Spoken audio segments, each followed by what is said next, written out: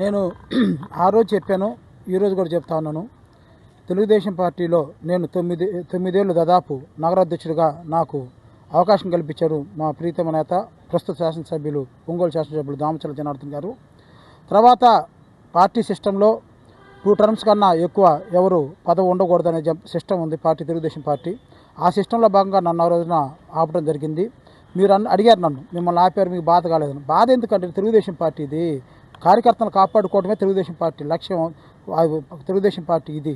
అందులో భాగంగా నాకు మళ్ళీ జిల్లా ప్రధాన కార్యదర్శిగా, ఒంగోలు పార్లమెంట్ తెలుగుదేశం పార్టీ ప్రధాన కార్యదర్శిగా నాకు మళ్ళీ అదే శాసనసభ్యులు దామచర్ల జనార్దన్ గారు నన్ను ప్రమోట్ చేయటం, దాని ద్వారా మా తెలుగుదేశం పార్టీ జాతీయ అధ్యక్షులు నారా చంద్రబాబు నాయుడు గారు, మా ప్రీతమ నేత, యువనాయకుడు, మా ఆశాజ్యోతి మా నారా లోకేష్ గారు, రాష్ట్ర తెలుగుదేశం పార్టీ అధ్యక్షులు పల్లా శ్రీనివాసరావు గారు, ఎవరైతే పార్టీకి ఇప్పుడు పార్టీలో ఒక సిస్టమ్ నడుస్తూ ఉంది. పార్టీకి ఎవరైతే కష్టకాలంలో పనిచేశారో ప్రతి ఒక్క కార్యకర్త డేటా పార్టీ ఆఫీస్లో ఉంది.